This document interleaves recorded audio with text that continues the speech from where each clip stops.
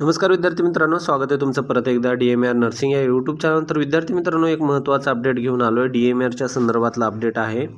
DMARमध्ये सप्टेंबरमध्ये एक्झाम येणार आहे विद्यार्थी मित्रांनो. खूप महत्त्वाचा अपडेट घेऊन आलो आहे. तर व्हिडिओ पूर्ण पहा.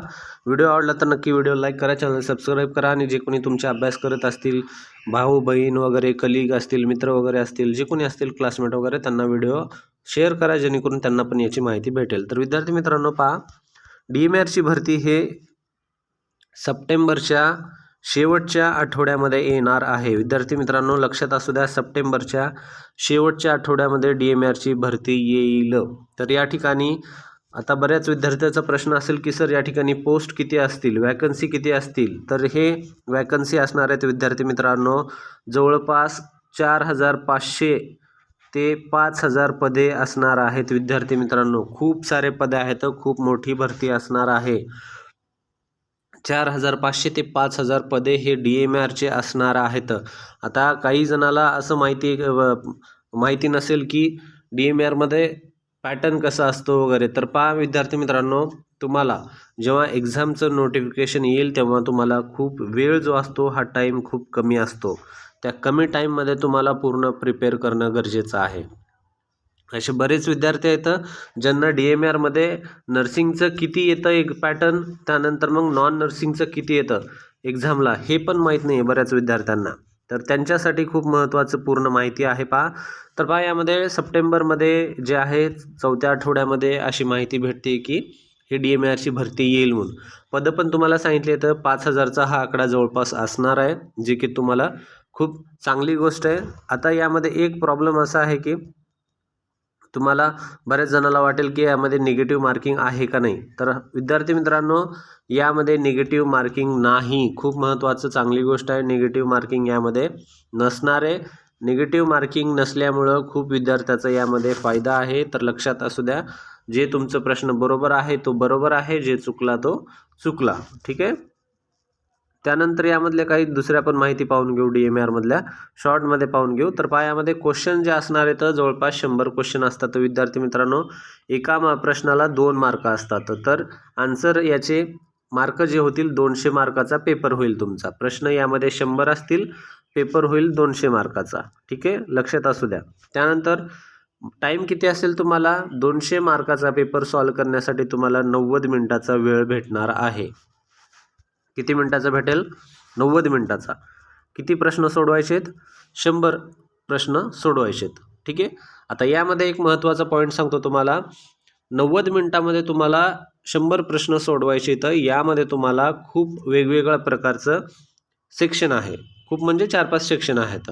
ठीक आहे. त्या 4-5 सेक्शनमध्ये जेव्हा आमची एक्झाम होती, आमच्या वेळेस काय व्हायचं की उदाहरणामध्ये सुरुवातीला जे मराठी ग्रामर आहे, मराठी ग्रामरचं सेक्शन आम्हाला सुरुवातीला स्टार्ट झालं. तर तेव्हा कसं असायचं, मराठी ग्रामरचे क्वेश्चन जे असतील 25 असतील किंवा मग 30 असतील, जे काही क्वेश्चन आहेत. ठीक आहे. हे 25-30 जे काही क्वेश्चन आहेत, ठीक आहे, किंवा 15-20 जे काही क्वेश्चन असणार आहेत, हे क्वेश्चन तुम्हाला त्याच ठराविक वेळेमध्ये सोडायची गरज नव्हती अगोदर. अगोदर कसं होतं, तुम्हाला 15 प्रश्न आहेत, 15 प्रश्न न सोडता तुम्ही डायरेक्ट मराठी ग्रामरचे जे 15 प्रश्न आहेत न सोडता तुम्ही डायरेक्ट कुठं जाऊ शकला असते, मराठीचे तुम्हाला काही प्रश्न येत नाही येतं, मग तुम्ही स्किप करून पुढं जाऊ शकता. दुसरा, तिसरा, चौथा, 5वा प्रश्न असे. त्यामध्ये तुम्हाला हे 15 प्रश्नामधले 12 प्रश्न सोडवले, 3 प्रश्न तुमचे राहिले. ठीक आहे. 3 प्रश्न राहिल्यानंतर हे 3 प्रश्न तुम्ही स्किप करून डायरेक्ट इंग्लिश सेक्शनमध्ये जाऊ शकत होता पहिलं. अगोदर असं होतं, अगोदरची जी DMAR भरती होती त्यामध्ये. आता जे टाईम बाउंड हा निघालेला आहे प्रॉब्लेम, यामध्ये तुम्ही आता या भरती जे DMARची देताल त्यामध्ये तुम्ही जर पहिले क्वेश्चन 15 पूर्ण नाही केले, वेळ तुमचा तो ठराविक वेळ जो आहे पहिल्या सेक्शनचा संपला, तर तुम्हाला डायरेक्टली ऑटोमॅटिक कम्प्युटर तुम्हाला इंग्लिश सेक्शनमध्ये नेऊन टाकेल. तुम्हाला पुढं जाता येत नाही स्वतःहून, तो पोर्शन स्किप करता येत नाही.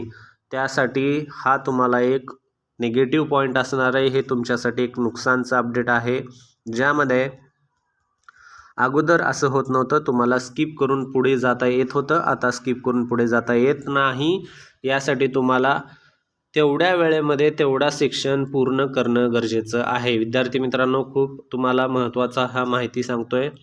बऱ्याच जणाला माहिती असेल आणि ज्यांना माहीत नाही आहे त्यांच्यासाठी हे अपडेट असणार आहे विद्यार्थी मित्रांनो. तर त्यासाठी तुम्हाला काय करायचं आहे, तुमचं मराठी सेक्शन चालू झालं. मराठी सेक्शनमध्ये तुम्हाला प्रत्येक सेक्शनला ठराविक वेळ आहे, त्या ठराविक वेळेमध्ये तुम्हाला पूर्ण करण्याचा प्रयत्न करायचा आहे तो पोर्शन. त्यामध्ये तुम्ही काय करा, जेवढं होईल तेवढे लवकर क्वेश्चन अटेम्प्ट करण्याचा प्रयत्न करायचा आहे. त्यासाठी तुम्हाला तुमचा स्टडी चांगला असणं गरजेचं आहे. स्टडी चांगला असेल तर तुमचं नक्कीच तो प्रश्न तुमची अडचण जे आहे क्वेश्चनची पूर्ण सॉल्व्ह होऊ शकते. ठीक आहे विद्यार्थी मित्रांनो, हे झालं टाईम बाउंडचं.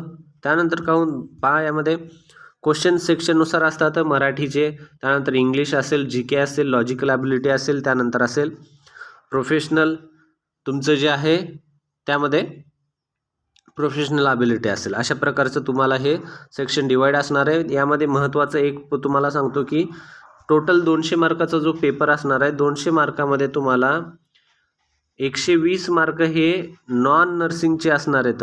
हे कुठले असतील, मराठी, इंग्लिश, त्यानंतर जी के, जी एस वगैरे, लॉजिकल, या ठिकाणी 120 मार्क असणार आहेत. त्यानंतर उरले 80 मार्क. 80 मार्क असणार आहेत नर्सिंगचे. 80 मार्क म्हणजे किती प्रश्न आले, 40 प्रश्न आले. तर तुम्हाला काय करायचं आहे, तुमचं रिव्हिजन एवढं चांगलं पाहिजे ज्यामध्ये तुम्हाला 40 मधले जवळपास 35 प्रश्न हे आलेच पाहिजे विद्यार्थी मित्रांनो. 35 प्रश्न हे आलेच पाहिजे. इन केस थोडासा हार्ड गेला तर तुम्ही 30 तरी प्रश्न तुमच्या कव्हरमधले असणं गरजेचं आहे.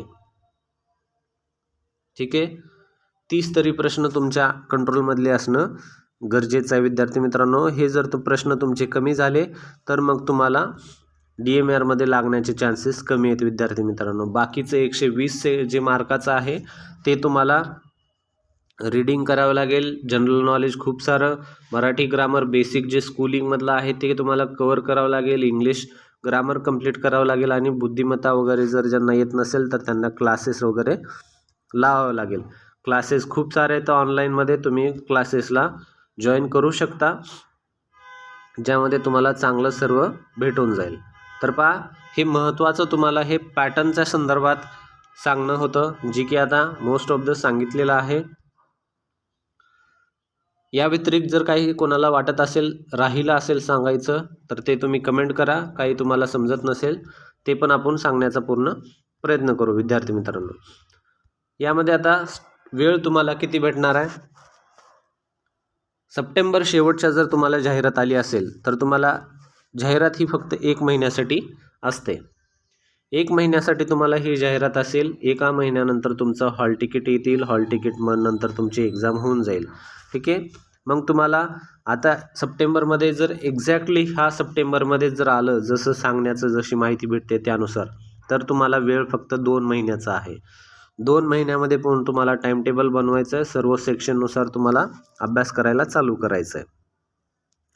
यामध्ये आता अभ्यास करण्यासाठी टाइम टेबलसाठी तुम्हाला बुक्स कोणते यूज करायचे, तर तुम्हाला सांगतो, जेवढे काही विद्यार्थी लागतात गव्हर्नमेंटमध्ये त्यांचे खूप सारे 100 बुक्स नसतात, लक्षात असू द्या. बऱ्याच विद्यार्थ्यांना काय वाटतं की जेवढे जास्त बुक्स घेऊ तेवढे जास्त अभ्यास होईल वगैरे. बिलकुल नाही, असं बिलकुल होत नाही. तुम्हाला काय करायचं आहे, कमीत कमी बुक्स घ्यायचे, तर त्यामध्ये जास्तीत जास्त वाचन करायचं आहे. काय करायचं आहे, ठीक आहे, कमीत कमी बुक्स घ्यायचे आणि जास्तीत जास्त वाचन करायचं, हे लक्षात असू द्या. उदाहरणामध्ये महत्त्वाचे, आता जे काही विद्यार्थी लागतात त्यांचा फीडबॅक जर पाहिला आपण, ठीक आहे, किंवा मग आमच्या वेळेस जेव्हा आम्ही लागायचो अभ्यास करायचो, सुरुवातीचा सगळ्यात महत्त्वाचा जो बुक आहे तो तुम्हाला आता सांगतो, तो आहे विद्यार्थी मित्रांनो हाय टार्गेट. हाय टार्गेट सगळ्यांनी ऐकलं असेल. हाय टार्गेट हा बुक जो आहे खूप चांगला बुक आहे. हाय टार्गेट म्हणून हा बुक आहे, ज्यामध्ये तुम्हाला थिअरी पण कवर करता येईल, MCQ पण कवर करता येईल, आणखीन ज्यामध्ये तुम्हाला इम्पॉर्टंट नोट्स वगैरे जे आहेत ते पण भेटून जातील. तुम्हाला मोठं बुक आहे, तुम्हाला यासाठी तुम्हाला खूप वेळेस रिव्हिजन करावे लागेल. कमीत कमी 3 ते 4 वेळेस किंवा मग जास्तीत जास्त 5 वेळेस जरी झालं तर खूप चांगली गोष्ट आहे. हा बुक तुम्हाला पूर्ण पहिल्या पेजपासून शेवटच्या पेजपर्यंत at the end of the book, ठीक आहे, last page of the book तुम्हाला हे पूर्ण कवर करायचं आहे. त्यानंतर आहे PR यादव. PR यादव एक खूप महत्त्वाचं बुक आहे विद्यार्थी मित्रांनो. या बुकमध्ये पण तुम्हाला खूप इझीमध्ये सर्व गोष्टी, PR यादव एकदम बेस्ट बुक असणार आहे. यामध्ये इझी सर्व MCQ नोट सगळ्या गोष्टी तुम्हाला इझिली या बुक्समध्ये अवेलेबल होतात. तर PR यादव पण वाचायला विसरू नका. या 2 बुकला तुम्हाला काय करायचं आहे, एकदम परफेक्ट करून घ्यायचं आहे. यानंतरही तुम्हाला जर वेळ भेटत असेल तर एक बुक ॲड करा, ज्यामध्ये एनक्लेक्स म्हणून बुक आहे. सध्या नॉर्सेटसाठी वगैरे यूज केलं जातं, पण तुम्हाला जर वेळ असेल तर हा बुक पण तुम्ही रेफर करू शकता. यामध्ये पण तुम्हाला खूप सारा फायदा होईल. त्यानंतर काही महत्त्वाचे जर दुसरे पाहायचे असेल तर तुम्हाला मराठी ग्रामर वगैरे त्याचा डिटेल व्हिडिओ आपल्या चॅनलवर आहे बुकसाठी. तो पण व्हिडिओ पाहून घ्या, ज्यामध्ये तुम्हाला सर्व माहिती भेटून जाईल. ठीक आहे. पायामध्ये प्रीती अग्रवाल दिलेलं आहे. त्यानंतर हे आपलंच आहे, ज्यामध्ये आपण अगोदर याविषयीच एक व्हिडिओ बनवला होता, त्या संदर्भात आहे हा. प्रीती अग्रवाल जो quick MCQ with theory easy लँग्वेजमध्ये आहे. PR यादव तुम्ही हे तर खूप सगळ्यात बेस्ट बुक आहे PR यादव. हाय टार्गेट पण बेस्ट आहे. त्यानंतर की टू सक्सेस ते नार्वेल फॉर MCQ प्रॅक्टिससाठी आहे. त्यानंतर basic foundation all subject, basic foundation for all subject म्हणजे तुमचं फर्स्ट इयरचं FON बुक असेल, त्यानंतर सेकंड इयरचं जे काही प्रत्येक बुक, सब्जेक्टचे प्रत्येक बुक तुम्हाला वेळ भेटत असेल तर ते वाचणं. त्यानंतर मराठी ग्रामरसाठी बुक पहा, बाळासाहेब शिंदे सरांचं आहे. त्यानंतर मग इंग्लिशसाठी लुसेंट इंग्लिश ग्रामर आहे. मॅथ्ससाठी फास्ट्रॅक आहे, तर मॅथ्सचे सगळ्यात बेस्ट फास्ट्रॅकच बुक्स आहेत. त्यानंतर GK GSसाठी राजेश भराटे सरांचं बुक आहे, खूप छान बुक आहे हे पण. त्यानंतर पहा, हे सर्व बुक्स तुम्हाला रीड करायचे तर कंप्लीट करायचे तर तेव्हा तुम्हाला चान्सेस लागण्याचे आहेत. विद्यार्थी मित्रांनो, हे झालं कंप्लीट DMRचं माहिती संदर्भात पूर्ण पॅकेज. जर व्हिडिओ आवडला तर नक्की व्हिडिओ लाईक करा. जर कोणती माहिती राहिली असेल सांगण्याची तर ती कमेंटमध्ये नक्की विचारा, मी सांगण्याचा प्रयत्न करेन. काही विद्यार्थी असतील त्यांची काही अडचण असेल वगैरे ते पण सॉल्व करण्याचा संपूर्ण मदत केली जाईल विद्यार्थी मित्रांनो. त्यानंतर एक छोटीशी माहिती सांगतो, CHOची भरती ही येणार आहे, ठीक आहे, ज्यामध्ये 2000 ते 2500 जवळपास पदे असणार आहेत, ठीक आहे. CHOच्या भरतीमध्ये जे की कम्युनिटी हेल्थ ऑफिसर महाराष्ट्र आहे, यामध्ये भरती असणार आहे. सध्या हे कंत्राटी आहे, पण या ठिकाणी 40,000 तुम्हाला पगार भेटते विद्यार्थी मित्रांनो. खूप चांगली पगार या ठिकाणी असते. याचे जवळपास 2 ते 2,500 पदे येणार आहेत. आगामी काळामध्ये हे पण भरती लवकर येऊन जाईल. त्यानंतर DHSची भरती आहे. DHSची भरती यायला थोडासा वेळ आहे, कारण ऑक्टोबरपर्यंत DHSची 2022ची जी भरती आहे ती भरती ऑफिशियली अजून संपली नाही. ती भरती 2022ला ऑक्टोबरला 2022ची भरती ही ऑक्टोबरला संपून जाईल, कारण त्यांनी एक्सटेन्शनचा लेटर काढलेला आहे. त्यामुळे ही भरती 189 पदासाठी वाढलेली आहे, ठीक आहे. ती ऑक्टोबरनंतर नक्कीच येणार आहे. यामध्ये जवळपास 2000 पदे आहेत, 2062 काहीतरी पदे आहेत. तर अशी ही व्हिडिओ आहे. आवडलं तर नक्की लाईक करा. नवीन अपडेट आपल्या चॅनलवर डेली टाकत राहू विद्यार्थी मित्रांनो. भेटूया पुढच्या महत्त्वाच्या व्हिडिओमध्ये.